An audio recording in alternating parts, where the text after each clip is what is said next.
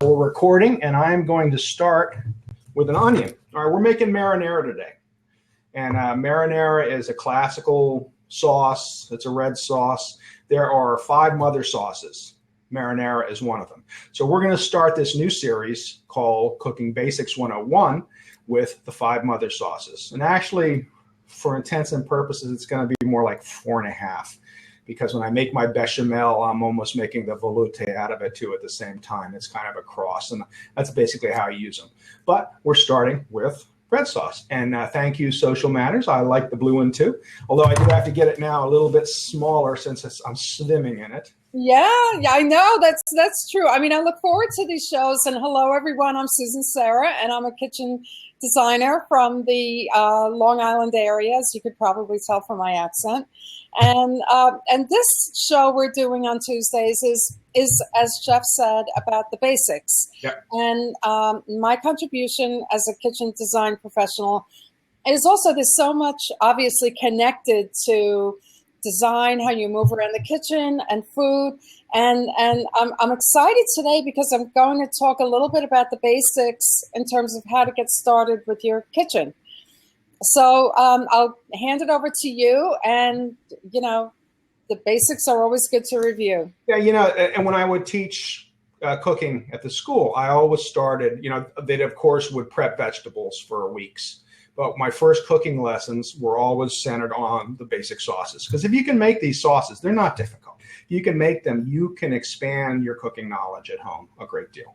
So as with any marinara, I'm going to start with an onion. And I'm just taking the ends off. We did this, I think, last week, but I neglected to record while I was cutting it. So, and if you have a scrap bin, if you make any kind of stocks, or if you roast any kind of meat, save your scraps. If you want to save them for stock, simply put them in a Ziploc bag, throw them in the freezer if you have room. And then when you have enough scraps of either celery, carrots, onion peels, anything, then you can throw them in a pot, cook them down, and make yourself some stock. If you want to roast meats, these are the best things to use to put underneath meats. Not only does it keep them from sticking to the pan, it helps add some flavor to the drippings as they come down. So I've just cleaned off my onion, and I've got it half. Now, 2 halves here. I've got the bottom, the flat side down so it doesn't wobble. And then I'm going to come into the onion, and I'm just simply going to cut almost all the way through. I'm going to try and do it just so it doesn't go through. Very thin slices, and you'll notice I keep my fingers tucked in, and I'm pushing the knife against the fingers so I don't cut myself. I actually saw a movie the other day, and the guy was going like this, and I'm going, "You're insane." You slip, and there goes your finger. So, right. But I love that. I forget you said that before about not going all the way through. It's something I forgot, and it just makes so much sense. It's one of those life-changing things, which I know people, yeah. I always say that, but this is because it's order to the chaos. Yeah, it doesn't fall apart. It doesn't matter if you do, it's still going to cut. And then when I was first taught, they also taught me to come in this way and cut it. Hold it together. To create a smaller dice. Yep. Mm-hmm. So you're doing all the work. Now, I don't do it that way. I just go down here and then cut. But that way, then when you cut, and again, I'm curling my fingers in. Oh, my gosh. There's your dice. You know what? I mean, that probably took 5 minutes, or at least 3 to 4 minutes off of off all the regular cutting. Now, it does take a little practice to be able to do this without your onion falling completely apart and not cutting your fingers. And they do sell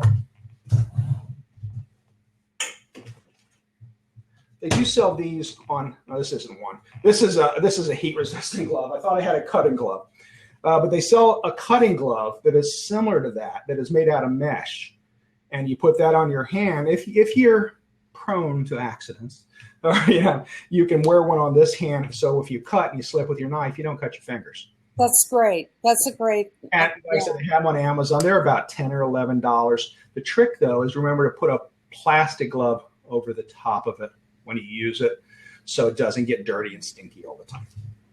So then I'm just going to cut these down, and And I like onion in my sauce. You know, I don't think I could make a marinara without onion. Now, if these weren't small enough, I could simply, you'll notice when I cut, tip of the knife down, picking up the heel, and I'm going in a little bit of a semicircle. And that's how you want to cut just about anything if you're making it into a fine. Okay, so how are your eyes? They're not bad. This is a Vidalia sweet onion. Not really too bad. So you're cheating. Well, no, that's all I use. I don't use regular onions. Red onions are great raw. I don't like them cooked. But for any kind of dish, I always buy sweet onions in case I want to grill them. I just like the flavor of them. It's a personal choice. It's not a big deal. So let me grab some olive oil too. I forgot that. Oh, can't have marinara without olive oil. That's for sure. In a little squeeze bottle. So I'm gonna put this, and I got to get some better squeeze bottles because these are like leaking like crazy. Usually the squeeze bottle just goes on the top, and this has got some extra kind of a lip on it. I never had this problem at work with them, and it's one of those anal things where it's making me crazy. Right. So I've got that in there, and I'm going to start cooking it. Let's turn that on. And Nazim is asking, is the oil Italian?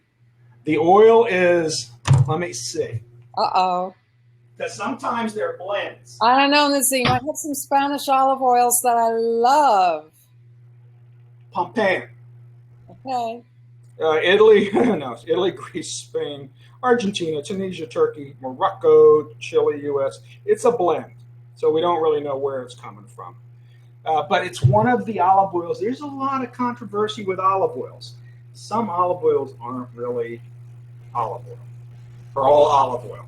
So you have to be very careful with that. And this one, the trick to olive oil, if you put it in the refrigerator, it's going to solidify. If it doesn't, it's not real. You know, sometimes I pick my olive oil like I do wine, I have to say. You know, if it has a pretty bottle, yes, you know, then I'm interested. I don't know. You know, you go on these mail order sites and, you know, the glowing description of the olive oils. I have a selection of olive oils. I don't know a lot about them, but there's a lot of olive oil stores opening up now. And the first time I went to an olive oil tasting, I didn't know what was going on. And they give it to you in little cups, and you keep it in the palm of your hand. Yes, I've done that. And then you do the same thing you do with wine. Pull it in your mouth, you know, smell it, you know, and it was like, wow, this is wild. And we were tasting them from different fields in Tuscany, from Umbria, from, you know, all these different locations. Yes, I've done that. In fact, I went to Kohler, has a wonderful weekend event centered around food and cooking, and they have it in Kohler, Wisconsin in October. And I went there twice, and they have these chefs from all around the country, and they had this olive oil tasting. So it really was wonderful. It makes me think about going back there again. Great event. So I added the chopped garlic I just topped up. I had about 4 or 5 cloves, and it's upon your taste, and it's sauteing in here. Now, what you want to do with this is you just want to let it get a little translucent. You want to cook them. The worst thing you can do with a vegetable in a soup or sauce is put it in raw, okay, and not let it cook. Because the cooking gives it some sweetness, it gives it more flavor, it takes it out of that raw state. You know, if I was making a raw tomato sauce, probably wouldn't matter. But this is going to be a cooked sauce, and I want them to be more flavorful and not as hot. It takes some of the heat off of it, too. I forget where I was going with that now. Anything else you add to it at this point? No, just olive oil, onion, and garlic. And you said you don't want to let them burn. You don't want to let them get any real color to them, but you want to let them cook. I mean, that's a fair amount of olive oil. What would you say that was, about a quarter cup? At least. And you can put too much olive oil in, and you'll know when the sauce starts to break. But olive oil will also richen the sauce.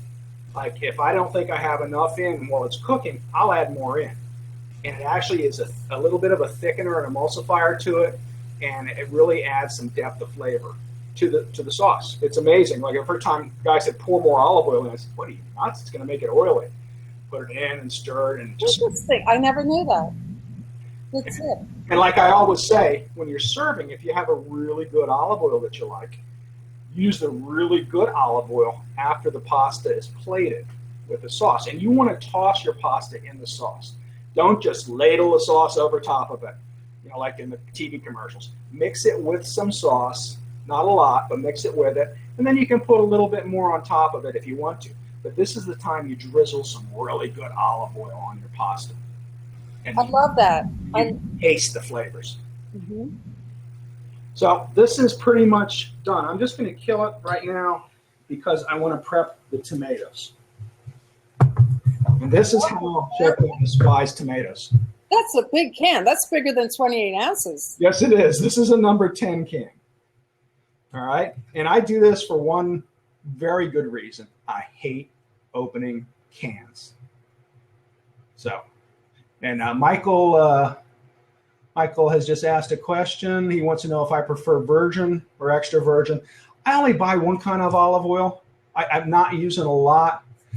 So I buy extra virgin. I try to buy the best olive oil I can without breaking the bank, without something that's just exquisite. Because I'm cooking with it, I'm using it in all different applications. I don't want to think about it. I have corn oil, I have olive oil, and I actually have some avocado oil in there too. But the corn oil is for just about anything else. If I'm making salad dressings, and the olive oil is my go-to oil for normal things. So I've got the top down on this. Now I'm going to pour the sauce, this liquid in here, just to get some of the volume out of the can. And these are tomatoes from Italy, and they're San Marzano tomatoes. Oh, yes. Okay, good. That is really the only tomato I use. Lisa has a lot of problems with acidity, and the San Marzano do not give her any problems. Here is my fun kitchen toy. It's called an immersion blender. So I'm going to take this immersion blender and I'm going to turn it on. You know what I do? I just put the tomatoes in and then squeeze them.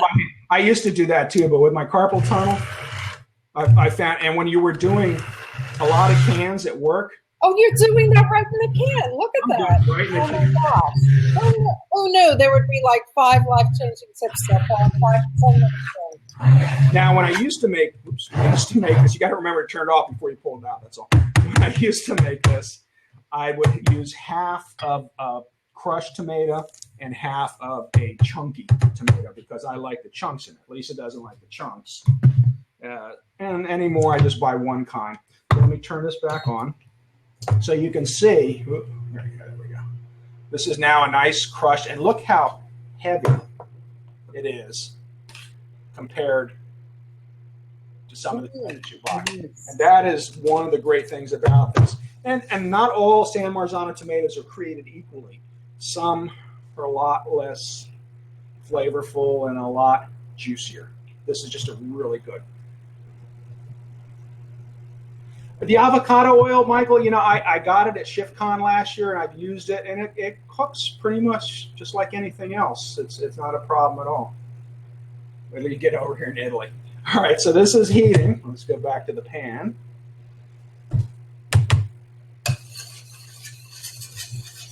Now, normally when I make sauce, I make it with sausage, and I'll start the pan with some sausage, sweet sausage, and I will actually sear the sausage before I put the onions and the garlic in. So if you like meat in your sauce, if you want to put a little piece of pork in there or bones or something for flavor, some people use, throw a whole pork chop in there. Whatever you like is fine.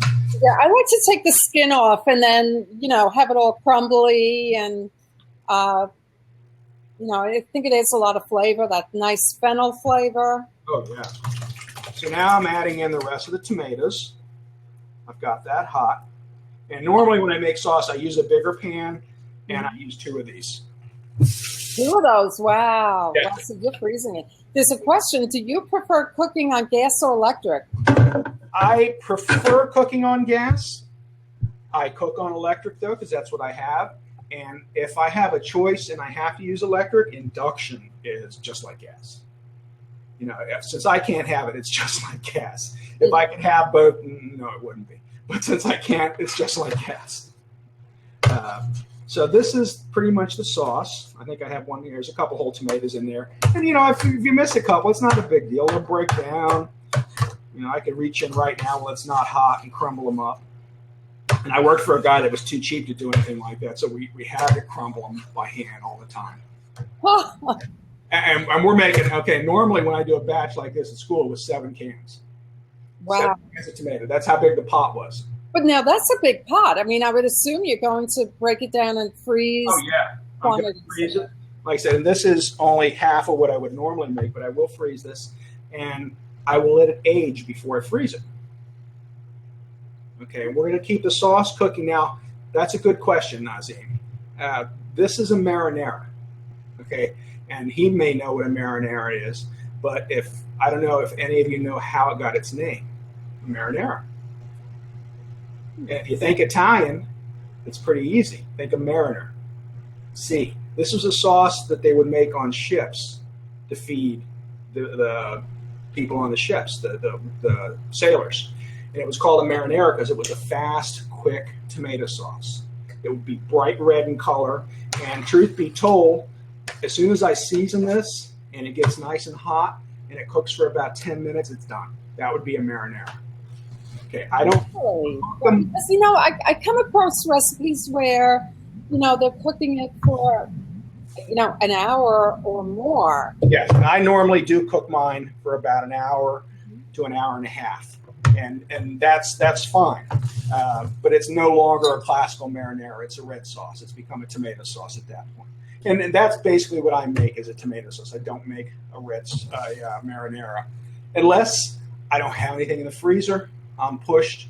I'll get a can of sauce out then, or tomatoes out then, and do it real fast in the saute pan. I only need about 10 minutes. Mm-hmm. Garlic, onion, basil, tomato, put it in a saute pan, let it cook, let it get hot, let it get seasoned. Salt and pepper, you're done. So now I'm going to cut up. This is the last of my one basil plant out there, so I have to go buy another. Wow, look at all that basil. Good for you. It's think of basil and think more than you would normally put in, because most people don't put enough basil in. Sweet basil is the flavor of this sauce. And you'll see I'm gathering it back together. Wow, that's a lot. That's not like 2 cups. No, it's about 1 full cup of leaves. Okay. If I was doing a whole batch, I probably would use more like 2 cups. Oh. And that's when I start getting out. That's like I love going to Restaurant Depot. That's where I get my tomatoes. And when I shop there, I try and make it be about the time I'm going to make sauce, because they have these huge containers of fresh basil for about the same price as you get a small one in the grocery store. It's crazy. So I'm chopping this pretty good. Doesn't have to be super fine, but you don't want big leaves in there. All right, it smells wonderful. I love the smell of basil. Oh, yeah. Okay, so now this is going in here. All my basil. Okay. And now I'm going to add some seasonings. I add a little black pepper. I add some sea salt. And you can always put more in. You can't take it out. So remember that when you season. And now, this is what I'm going to catch a lot of flack for. But seriously, I'm going to do it anyway. It's sugar. And I'm going to put in some sugar right now. Oh, my gosh. You really poured that in. That's quite a bit. Wow. Really. Oh, Add twice the amount of salt wow. that I use, and you won't even taste it. It's just going to add a little bit. It's going to cut back some of the acidicness from it, and it's going to just keep it from being as acidic and bitter. Or yeah, a little more smooth. It's going to smooth it out. Now, you have to remember, sugar is a seasoning. It's not just a sweetener. Back in the old days, sugar was used, and when the French started cooking, as a flavor enhancer, along with salt. Okay, so using it in that manner is fine. And sometimes the sauce needs just a little pinch of sugar to even it out to get the flavor good. So purists will tell you, "Oh no, I never put sugar in my sauce." Blah, blah, blah, blah. I go, well, okay, fine. Don't put it in your sauce. I put it in mine. I But would. you know what? Nazim is saying that all Italians do that. Do they really? Good. Isn't that interesting? So my girls would say, when I would teach them, I say, look, if anybody asks you, no, you don't. Okay, put it in. That's all. That's all. Trust me on this one. You try it both ways, and that's usually the best thing. Try it with it. If it offends you, leave it out. Next time. But this isn't going to be sweet. You're not going to taste it and go, oh my God, this is candy. It's just going to give it that little subtle boost, not only to smooth out the acidity and to make it more palatable, but it's going to be that little bit of extra flavor enhancer. Because if you put too much salt in, it's going to get salty. Salt's a flavor enhancer too. So is sugar. So now we're combining them to bring more flavors out. And that's it. It's done. Wow. All right, and this was a lot of hemming and hawing through this, and it's 12:22. I got a big vat of this cooking. I got enough to freeze for probably about 4 batches maybe. If I had meat in there, it'd be even more. And it's great. Like if you do chicken parms, eggplant parms, stuffed shells, even if you buy them in the grocery store, manicotti, you got sauce. So package your sauce accordingly. Freeze it either in freezer bags or in plastic containers, and make sure you have them. This is what I use when I make manicotti. This is what I use when I make spaghetti. This is what I use, so you can have your dinners ready. So even if you're taking out a frozen set of manicotti or raviolis or something, you got fresh sauce with it. It's a basic. A basic, and like you say, you can use it with almost any kind of protein. Oh yeah, and now you take this sauce and you want to make it into. Everybody loves vodka sauces. I personally think it's a perfectly good waste of good vodka to put it in a sauce, and it's not necessary. To make a rosa sauce, you just want to add in some heavy cream and a handful of grated Romano cheese. And I wouldn't do it in this batch unless I was making a whole batch, but I put some in a saute pan, give it some cream or some half and half, whatever you have on hand, and a nice handful of grated cheese. That's your rosa sauce. That's your vodka sauce. Well, that looks absolutely fantastic. Okay. It's easy. It's smart to do it for the week ahead or weeks ahead, and just putting it in the freezer, and there you have it. And I like talking about these basics, and this is simple, something everyone can do. And there's also a few basics I want to take over for just a moment. Yours. And talk a little about cooking is nothing without having a functional kitchen, which is important. And just to sort of segue briefly into that, we're happy in the kitchen. The kitchen has so much soul to it. And for those of you or anyone who's thinking about remodeling your kitchen, just a couple of little points again about the basics. Actually, the very beginning, basic about redesigning your kitchen. When you think of it, you redo your kitchen once or twice in your life. Really, when you think of it that way, the pressure goes on. You can make a million different dishes, throughout your cooking life. If you only get 1 or 2 chances to redo your kitchen. So just a couple of things. And you know what, Chef? I'm sure you will relate to this. When I work with a client, I want to, and I use the phrase peel off the onion, in terms of what are their habits versus what are their real preferences for working in the kitchen.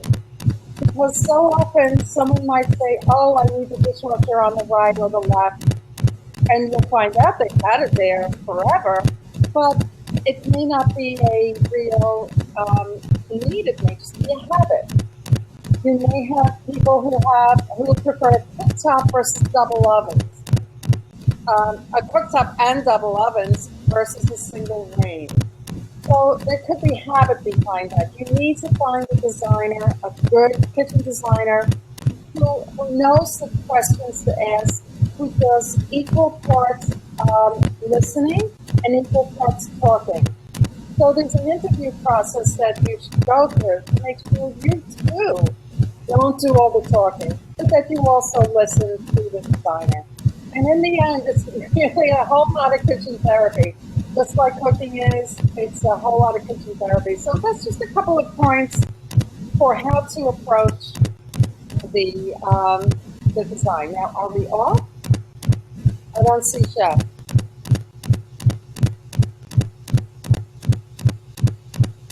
Oh, he's refreshing. Okay, okay. Yeah, so this show on Tuesdays is about the basics with cooking, and about the basics in kitchen design. So this is the real beginning. And take a look at your kitchen, and even if you're not planning a remodel, think about how you maybe want to refresh parts of your kitchen, and think about what's a habit and what's a preference. Same thing you might do with your cooking, which is why we listen to these cooking shows to learn new things. So refresh your life in the kitchen in that way. No, I don't. I'm hearing, I don't have a mic on. I'm not sure what this is. I'm going to close a few. I will close a few browser tabs, but I wonder why Chef isn't here. I'm not sure. So I don't know, maybe we could just close it out. Yeah, I'm not sure. But you can all hear me. We just don't see Chef, correct? Oh, I don't hear it now. Okay. Well, you know what? I think we've, complete. I think we've pretty much completed the show, and so yeah, I'm not seeing Chef. It's funny because I see Chef, but I don't see him up here. So, oh, I think he's coming. There you are. Yeah, I can't hear you. I can't hear you, and we hear a thumping, sort of a thumping sound. Yeah, like a heartbeat. We don't know. Okay, I think we should say goodbye. Can you hear me? Okay, we're going to say goodbye, everyone. So we'll keep in touch and watch for other shows tomorrow. Talk to you soon.